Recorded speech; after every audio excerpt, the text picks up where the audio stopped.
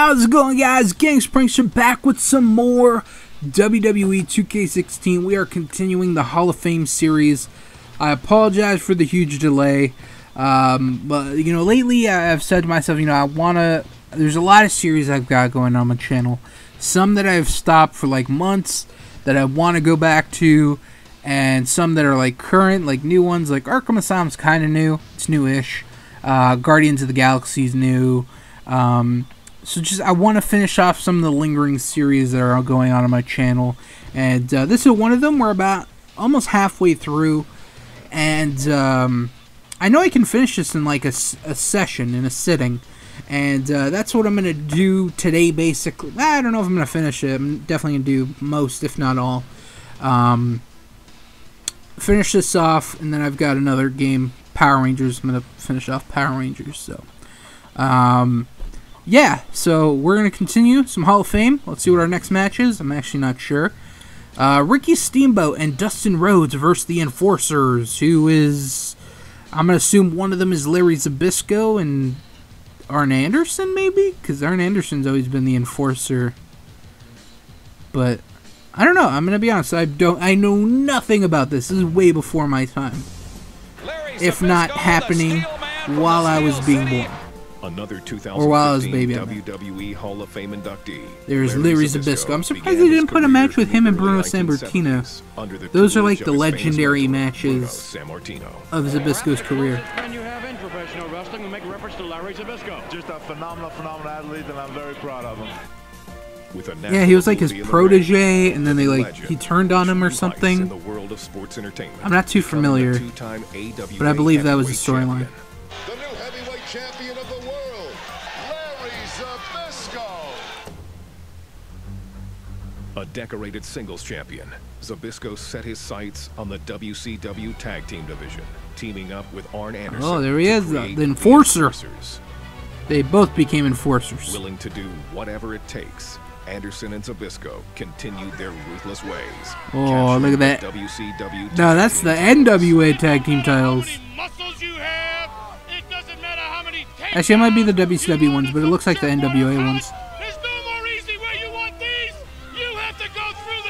No, those are the WCW ones. Never mind. Tag team of Barry Windham and Dustin Rhodes were next in line for Goldust. Before he was Goldust. With the title shot looming, it was the Enforcers who struck first.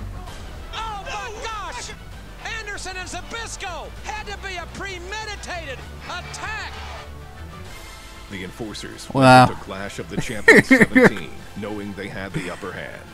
Yet in the midst of their corrupt confidence, it was a surprise announcement that would change everything. And I want to introduce Dustin's tag team partner in this World Tag Team title match. It's Ricky Damn. Steamboat! And Anderson and Zbyszko are going crazy! Will the Enforcers retain their Man, it's getting me hyped up for the match. Titles, or will the newly formed team of Rhodes and the Dragon emerge victorious?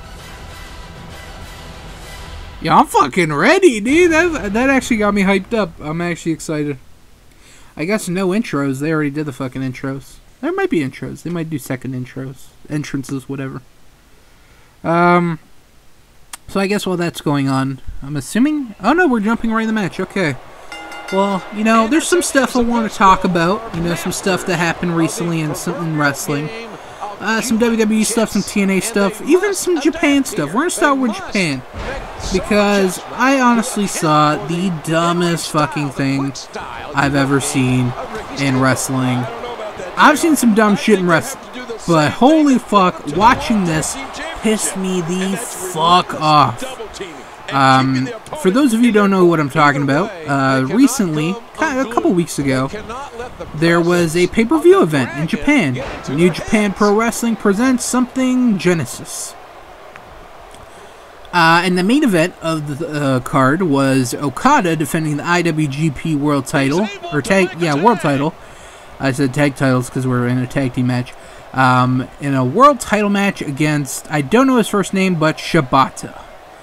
And I remember, like, I don't follow Japanese wrestling, so it was weird for me to click on this article. For some reason, I clicked on it just to see the results.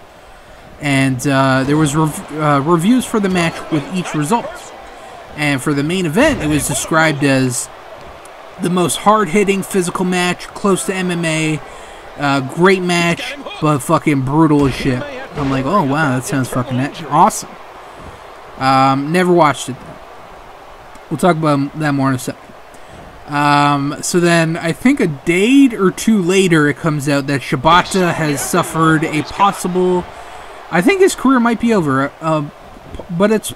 I don't know what the chances are for recovery, so I'll just say a possible career-ending injury suffered in that match.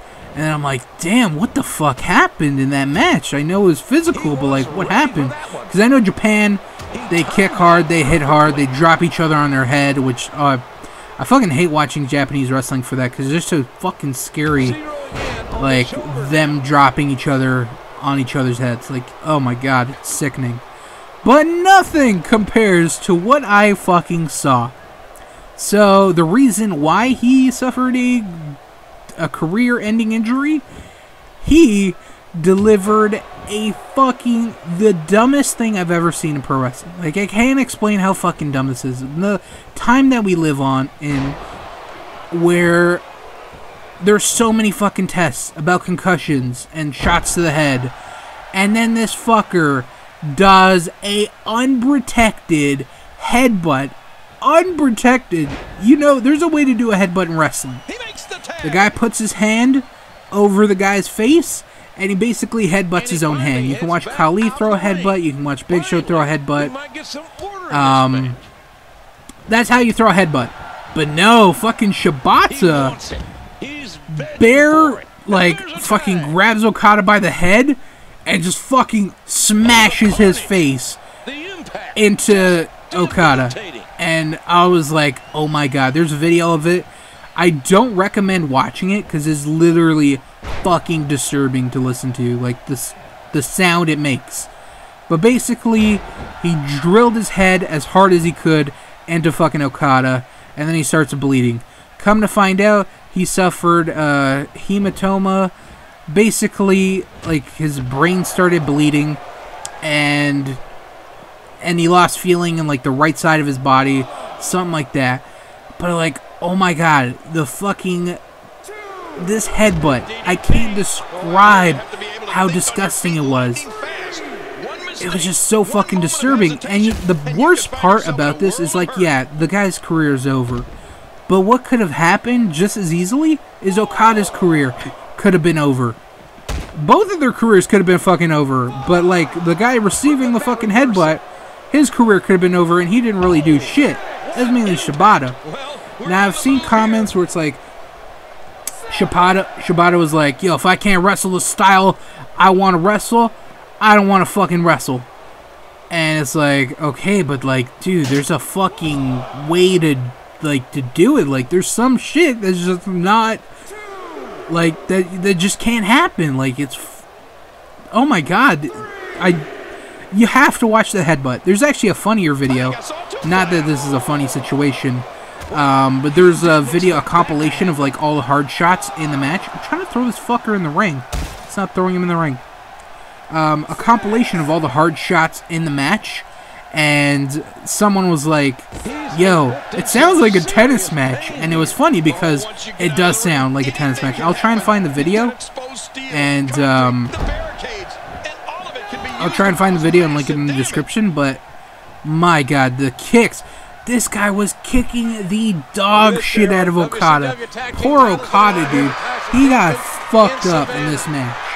Like, he's literally kicking as hard as he can. Like it is a goddamn soccer ball. I think he'd be more gentle with a soccer ball than he was with Okada. Oh my god, it was brutal, the shots that he was giving him. And then to just end off on that fucking headbutt was just, oh my god, so disturbing. And now a guy's career is possibly over. It's probably over from what I've been reading. Like, I don't think he still has feeling in the right side of his body. He needs another surgery for that. And, yeah, it was just fucking, it disgusted me so much. that, like, it really fucking pissed me off. Because, like I said, we live in a fucking era where we know what all these fucking headshots are. People don't hit each other in the fucking head with chairs anymore because of all these fucking concussions. You know? Like, oh, it's so frustrating. It is beyond frustrating. Like, oh my god, I can't explain. Now this guy's career's over because he wanted to fucking deliver the unsafest move in pro wrestling. A fucking unprotected headbutt. Like, holy dog shit. Like, me saying this doesn't really do it justice, but it was fucking disgusting. Like, if you've seen it, you know what I'm talking about. If you haven't seen it, be warned, it's pretty graphic. Like, nothing, like, there's no blood, his brain doesn't start, like, coming out of his nose and his ears or something like that, but just the sound it makes, like, it's just disturbing. So fucking disturbing. So yeah, that really pissed me off, and I wanted to talk about that, because a lot of people are like, oh, Shibata, his career's over, and I feel sorry for the guy, but like I said, it could have easily been Okada in that situation with his career over. So I don't know who I feel sorry for, you know. Makes me sound kind of heartless, but yeah. Alright, let's do our move.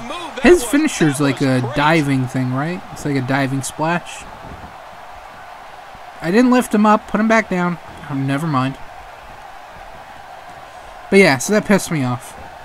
And I wanted to talk about it. What else happened in wrestling? So that's what happened in Japan. Oh, God damn it, Larry.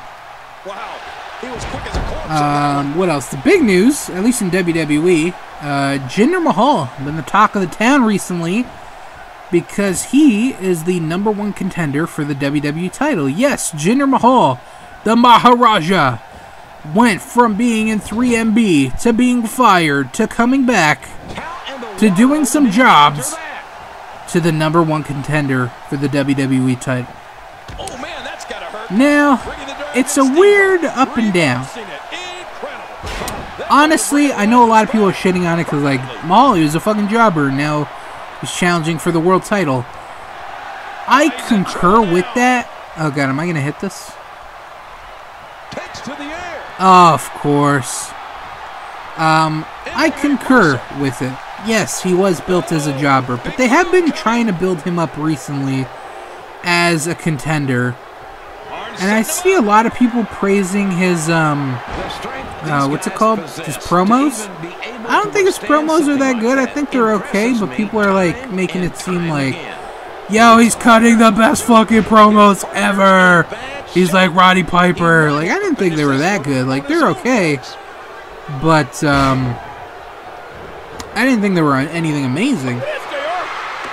But, what else was I going to say? So, I'm interested to see where it leads. I mean, WWE needs new stars. So, you know, they're trying to make one here. And, you know, there's all that stuff that they expanded to India. And they want, like, an Indian representative. Or a big Indian star in the company. I don't mind that. You know what? That's fine. Gives this guy a chance. We've not really seen what he's capable of because, like I said, he's been a jobber, he's been in 3MB, he did some solo stuff when he first debuted, like with Khali, but that was his only singles run, so we haven't seen much.